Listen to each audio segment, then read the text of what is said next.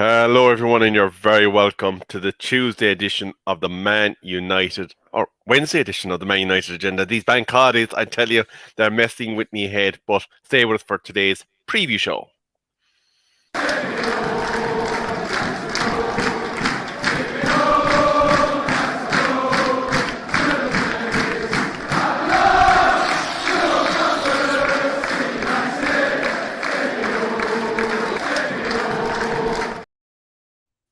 Hello, everyone, and you're very welcome to the Man United agenda. A slimmer panel today, and making his return, of course, is Jay Daly. You're very welcome, Jay. How are you doing? Thanks, Rebel. Good to be here. Thanks for having me back again. Absolutely. Welcome anytime, bud. A fellow Irishman keeping the Irish flag flying high. And we do have an Irishman to talk about during this preview show, but we'll come to that a little later on. But to kick off, there is some housekeeping to do. I am just going to throw that up there for a minute. You just have to scan that QR code and take you direct to our merch store. And you can get a mug of your own from the Man United agenda. OMONDI still protagonizes for Harry Maguire, but I think he might be upgrading that mug in the not too distant future because Harry's time could be numbered at Manchester United, but that is the gaffer's decision. But a very poignant day today, Jay, in the history of... Oh, my bad. I took down the wrong item. A very poignant day in the history of Manchester United today in that we commemorated a player and I suppose stalwart of Manchester United Football Club, Jimmy Murphy, had a statue erected outside Old Trafford today. And I suppose before we get into the preview, we do need to have a quick word on him. So it was unveiled outside the Stretford end, and it has been a long time coming with the help of the work of fans. Murphy was a footballer mainly with West Bromwich Albion, who came from the Welsh Valleys and was assistant to the legendary manager Matt Busby. But the Welshman was much more than that. He managed the country in 1958 World Cup, taking them to the quarterfinals where they met Brazil. Now, I'm going to use the words of Wayne Barton. He's a well-known writer that has published many books on Manchester United Football Club. I'm just going to give you a quick brief insight into Jimmy. He was a halfback, centre/defensive midfielder of international class. He played 200 times for West Brom, including the FA Cup final. He is nicknamed Tapper. He finished his career with 4 games at Swindon way back in 1939. He served in World War II. As the war concluded, he coached an army team using techniques he learned from Jimmy Hogan, giving a team talk through the army game, as though the army game was a World Cup final, and watching Matt Busby was impressed with him and offered him a job in Manchester as his assistant. Matt was good to his word. He gave Jimmy control of the youth setup at the club. Joe Armstrong et al. Found the players. Jimmy and Brett Wiley coached and developed them. So commenced the greatest youth system in the history of football. Jimmy's philosophy of football was revolutionary. He demanded movement of the ball and movement of the players. Players were trained to be adapted in multiple positions. The talented rookies were the talk of the country. Jimmy loved them all, especially Mr. Duncan Edwards, somebody that we all know well. Jimmy was aggressive and passionate. He loved Manchester United. He loved winning. He would enter training games and take players out with tackles if he thought they weren't pulling their weight. He famously told them to keep going when they were 10-up at halftime in a FAYC game, and that game finished 23-0. The Old Trafford groove was perfect. 90% of the first team came through Murphy's school of hard knocks. Under the Busby Babes, they went on from winning youth cups to league titles in 2 years, and it was a landmark achievement in creating the identity of the club. Despite being Matt's number 2, Jimmy's class was recognised around the world. He was offered jobs by Arsenal, Juve, Brazil and more. The only job he took was with Wales. He took them to the 1958 World Cup. This meant that he wasn't on the fateful trip to Belgrade. Such was Jimmy's dedication to United that he told Sir Matt he would go with them, but Busby insisted that he should look after the World Cup qualifier in Cardiff. Jimmy reluctantly agreed and arrived back in Manchester on February 6th to learn of the devastating news from Munich. Jimmy travelled to Munich. He witnessed the devastation and it broke his heart. As Busby laid fighting for his life, he told his friend, "Keep the flag flying." Jimmy resolved to do that. He returned to Manchester with a sense of purpose.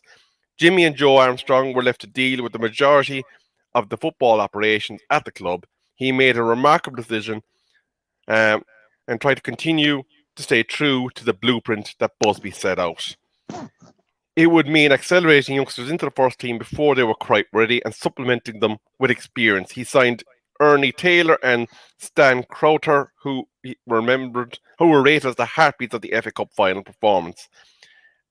So Wayne does go on to mention a lot more about Jimmy, but I suppose those words will be there for you to read yourself. But do you want to say anything about the man before we move into the preview, Jay?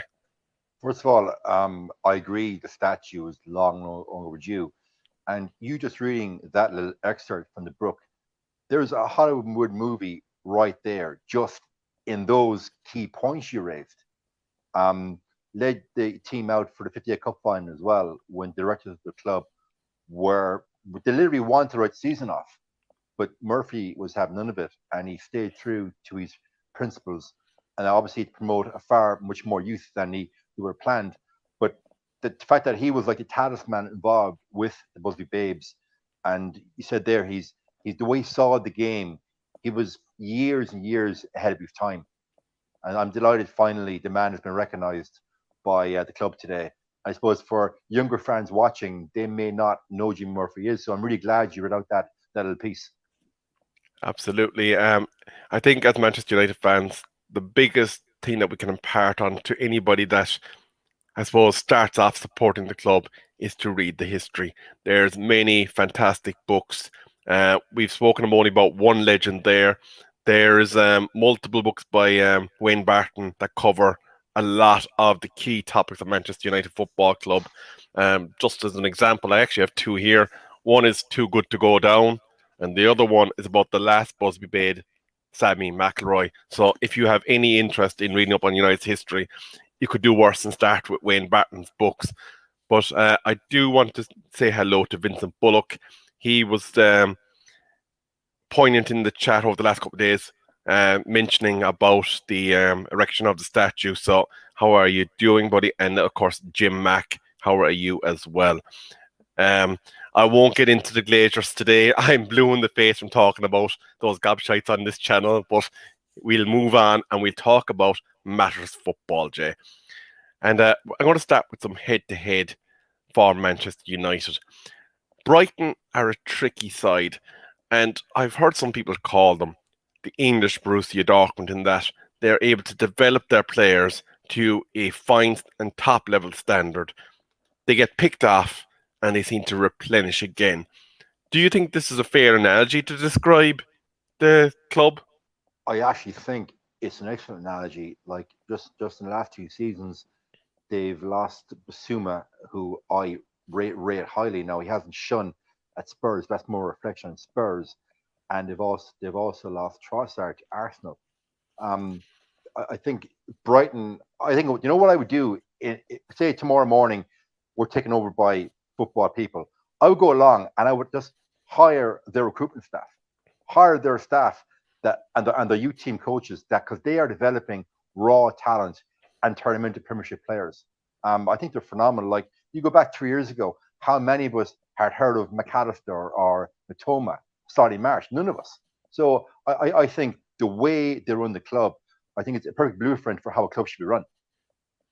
I would agree with you completely. And obviously, depending on what they are like financially, I imagine McAllister, Matoma, and a few others will be the subject of bids from some of the bigger wolves in the Premier League because they are players of quality that are proven in Premiership pedigree now. Like you can take a superstar from Europe, but that does not mean they'll work in Premier League. You know that the players in Brighton work in Premier League because they played there all this season. So they will be obviously someone that will be under threat from players. But let's talk about their head-to-head record against Manchester United. We have recently gotten walloped in their ground 4-0. So that's something that we'll be looking to set right. But in total, we had 14 games, of which Brighton won 4, we won 9, and we drew 1. And I think I read, based on the home and away form, that we average 1.5 points away from home and they average 1.7 or something at home. So if you were to go and look at the stats, it would seem like fate dictates a draw, doesn't it? Certainly does. Like, and those 9 wins, I'm ascertaining that they are historic wins. I think the first home game of the season, they literally played us off the park. There's no question about it. And such luminaries in our back four were shut up what they were. So if you're off me a draw right now, I would take a draw after the FA Cup final. Those Brighton players, I don't care what's said in the media and sound bites before the game, they'll want revenge for the FA Cup. I think man to man, technically, that they match us all over the pitch. You offer me a draw, I'll take it right now. And also, last weekend, they arrested their key players and still smashed Wolves. Very true. Wolves, they seem to be blowing hot and cold this year and haven't resolved that issue of being able to score goals in Premier League, and that is hurting them overall. But I want to talk about some of the, I suppose, the midfielders. McAllister, at the end of the season, he's obviously, having had that World Cup win under his belt, he's going to be someone that has a lot of credentials flying around about him. Given the injuries that we've sustained to midfield, Scott McTominay, Donny van der Beek, Ericsson only coming back from his injury, and then obviously Fred and a few others being inconsistent. Do you worry about the battle in the centre of the park for the gaining of, I suppose, forward momentum? Yeah, I most certainly do. Like Fred and McTominay, thankfully, McTominay's injured, thank God, and Fred ain't going to start tomorrow. But Ericsson, he does run out of steam after 60, 70 minutes, just back from injury. And like Casemiro, obviously he can't do it all by himself. And we discussed on previous shows that Casemiro, since the two sending offs, he's not as boisterous in a tackle as he used to be. So you put a player like McAllister in there beside the likes of a Solly March. And if you look back at the FA Cup final, sorry, the FA Cup semi final, I should say, McAllister, I felt, got the better Casemiro for me. So I have my concerns about that midfield tomorrow night, definitely. Absolutely. Now, we will talk about the team in its, I suppose, the predicted 11 that Solo normally submits to us, but I do want to hit a few more comments. We have Bart, who's a Liverpool fan, and he says, as a professional Liverpool troll, I have huge respect for Jimmy Murphy. Fair play, Bart. He does get serious every now and again with us, and his comments are quite insightful. He's also saying how many Brighton players would get into the Man United X1. We might actually talk about in the context of the solo 11. I might ask you which Brighton players would plug in and start in that team, Jay, when we get to that point. Okay. He's also mentioning about goalkeepers, but the one question I will hit with you with from him is: would you have preferred Danny Welbeck back over Woot? Well, that's actually Bart. That's a great question. Um, if you're basing it on type of player Welbeck is, speed in abundance, very good first touch, excellent engine, can actually win a header, and his form as of late, I think, has been the form of his life. I would take Danny Welbeck in hindsight back over Veghorst. Absolutely yes. There you go, Bart. That is your question answered. He is mourning the loss of Jude Bellingham to Real Madrid because apparently he's on his way to Spain for a certain tier one journal today. So Liverpool fans are going to be looking for another midfielder instead. And I just want to take this last comment for now. Vincent Bulk saying, been watching the Jimmy Murphy music video that's on the United Agenda Facebook page. It's absolutely fantastic. I recommend you guys check it out. I might have a word with Sola to try and get that onto the Twitter page as well. But I do want to talk about an Irish connection because there is two Irish guys here, and there's a guy that has kind of announced himself on the stage, and Mr. Evan Ferguson. He's being looked at for to lead the line internationally for us into the future.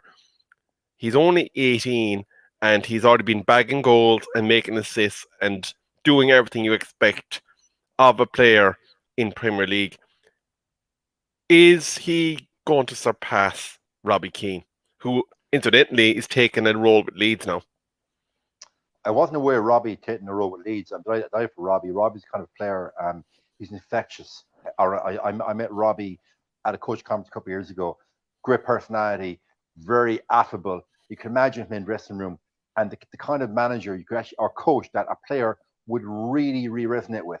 We haven't had a striker since Robbie retired, and to put that pressure of Robbie Keane onto Evan Ferguson, I think is unfair. If Evan Ferguson scores 50 goals for Ireland over the next 7, 8, 9 years, I'll be ecstatic because it means we actually may have got to a Euro finals or a World Cup. Absolutely, yeah. Definitely qualifying on the regular for major tournaments would be nice for us because we do tend to get summers off more often than not, and it's not a pleasant feeling watching all the other teams have the crack, is it? Absolutely not. But in the Uh, context of United, I think if Evan Ferguson was an up and coming English starlet, Rebel, you and I both know the hype train would already be in motion. He would already be heavily linked to multiple, all the top six clubs. And I think because he's Irish, he's gone under the radar. That's a good thing because we come knocking, I hope, in the summer. And if we've got option A and it's option A, sell Anthony Sick Note Martial, get yeah, 30 mil for him, invest that money in a young Evan Ferguson, who's obviously we can develop over the next 5 years, and then sign a top level striker. I'm all in on that. absolutely. Do you know? Incidentally, I'm just going to have one final question for you about Evan. Obviously, there's much speculation over not Robbie Keane, over Harry Kane and his future at Tottenham Hotspur. And in terms of a stepping stone to continue his development, if Evan was brought in to work as part of the replacement for Harry Kane at Tottenham, would that be a suitable area for him to kind of progress further? First of all, I'll preface it with I don't want Harry Kane, but say hypothetically we get Harry Kane, like next season, Champions League, FA Cup, League Cup, we're going to play upwards of 60 games. Harry Kane does get a hamstring or calf injury every second season, so I don't think it's an issue having a good up and coming striker as a backup. Very true, very true. I do want to shout out Kayla. He's saying I wasn't expecting to see Jay here. Well, he is here live and in person. And Bart is saying he doesn't believe that he will ever surpass Robbie's international career, but his club accomplishments possibly. That is actually a fair point because Robbie really was a green shirt merchant, wasn't he? Yeah, he was 100%. Like Robbie Keane had more clubs than Tiger Woods, and I think all the PGA Pro Tour. Very true, very true.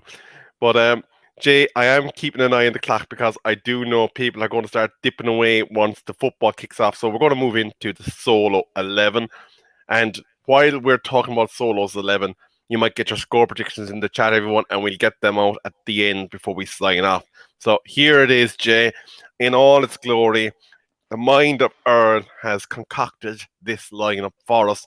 Now, he's played it a bit safe in that it's pretty much what has been played as of late. He has opted to return Anthony's starting 11 and keep Luke Shaw at the left side of the centre back.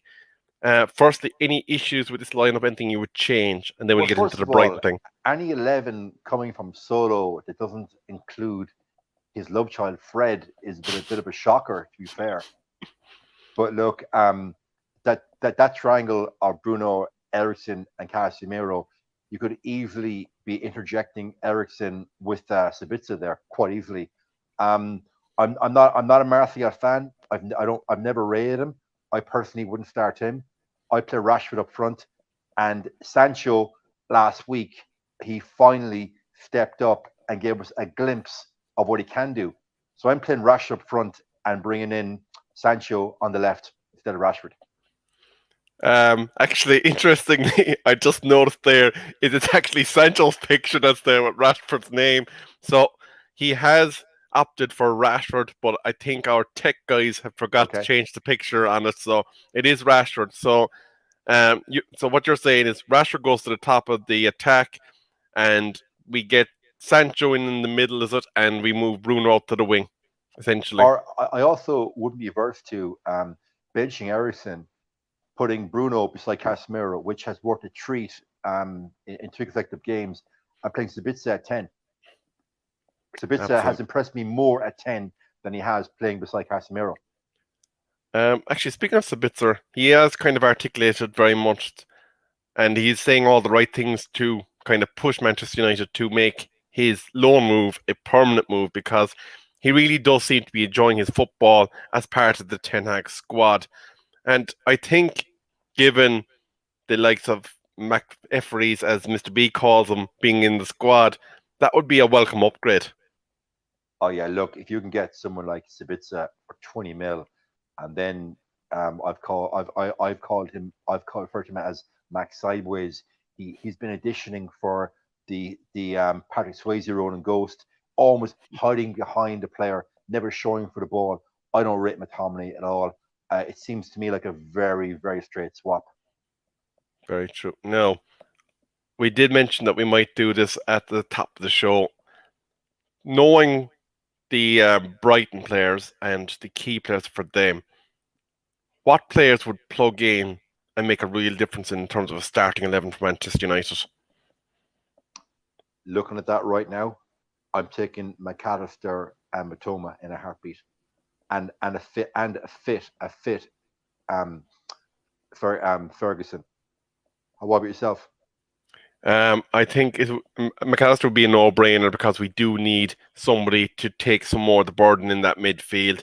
Matoma just looks like different gravy, but I think for us to do that, we do need to cull the likes of an Alanga or a few others, because don't forget we do have Garnacho coming back as well, and maybe it does mean that Sancho either fully converts to the Bruno role coverage, or he gets moved on, because it is the one area of the pitch that we seem to have a lot of squad depth in, even though he would enhance our quality. I think the biggest problem with moving Sancho on, and personally speaking, I would move him on, is that he's on 200k a week. Who's going to pay his wages? And he hasn't exactly be putting up trees for the last 2 years in Manchester. Very true, very true. Um, like looking at it, I suppose just as in terms of future planning, obviously Harry Maguire has not been very prevalent in Ten Hag lineups. He's now fallen below, obviously, Varane Martinez, below Vitor Lindelof, and below the now converted left back come left centre back Luke Shaw. Is his time up? I've made no secret of my distaste for Harry Maguire and my distrust. He's a legacy of Solskjaer, a pitiful legacy. Wasted 80 million on him, but he's on massive wages.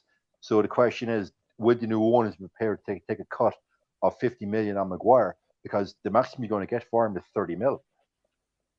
Very true. And actually, Bart raises a very good point. Actually, Sanchez probably would make a push for that number one spot over De Gea, because he does seem to have a bit more technically gifted in the distribution ranks, doesn't he? Look, fans bang on about distribution stats. I'm old school. I want my goalkeeper to come across his command his box, stop shots. But I take your point on the way Ten Hag wants to play in the fullest of time. De Gea ultimately will be replaced, but I wouldn't be rushing to replace De Gea for next season just yet. So ideally, so it'd be someone to come in to maybe understudy, to take a few games in rotation, with the ultimate role of maybe surpassing him come the middle of next season, Yeah, rather hundred than percent. And a definitely not Dean Henderson. Dean Henderson, his mouth writes checks, his body can't cash. He thinks already he's better than De Gea. his biggest contribution on the scoreboard was to come on and wear a choice baseball cap. Remember that? So he's back in the off season. So I hope he's moved on as well. Absolutely, and I think he's burnt his bridges with the man over there in the bottom right-hand corner, Ten Hag, because his comments when he arrived at Nottingham Forest pretty much, I say, burned down those bridges. 100%. But everyone in the chat, score predictions, do get them in there, and we will cover them. But Jay, it is time for you to give your score prediction. Look, obviously we go into every game looking for a win. I cannot see a win away to an excellent Brighton side. You give me a 1-1 draw and a point. I take it right now. We're on 63 points. It'll be a point, and I'll gladly take it, mate. Absolutely, absolutely. I'm going to give my prediction, and I'm also going to give the learned Monday Juma's prediction because everybody knows what a Monday says. Control the game, see out the pressure, 1-0 all the way is a Monday Juma's prediction. And for me, I think I agree with you, Jay. 1-1 would be a fantastic result. I think somebody kind of mapped out the remaining games of the season and said that without any mess ups from other teams, 9 points is United's destiny in their own hands. 9 points puts them in Champions League football next year, regardless of what happens with any other team in the league. Would Yeah, this be a good, solid work of progress towards those 9 points? 100%. Like obviously against Spurs, we threw it away against Spurs. Villa was actually an excellent 1-0 win. To come back to your colleague, that was a quintessential 1-0 Jose Mourinho win. 6 games left, 9 points. If we can't get 9 points in 6 games, we don't deserve Champions League football. We don't deserve it. Very true, very true. Now I'm going to hit these comments on the score lines. Kalo's going for a goal fest, 2-3 to Manchester United. Respect. Vincent Bullock, 4-0 United. Fair play to you, but I admire the confidence. Okay. Bat time with Vaughan. He's going for a masterpiece 0-0. We've got Emma Kay. Okay, she's going big as well, 4-1. Bart, our Liverpool fan, is going 1-2. Kalo has had a moment to think about it and has gone to a 2-all draw. Jim Mack, 0-2. And a surprisingly comfortable result. Interesting. And bat time, the last comment he has is, I suppose with Brighton controlling possession and United being one of Europe's best transition teams, we could finally see a big result. So he's wondering, will we hit them on the counter? That is a very interesting point of view. But Jay, we are coming to the end, so I am going to put you on the big screen so you can let people know where you're from, where to find you, etc.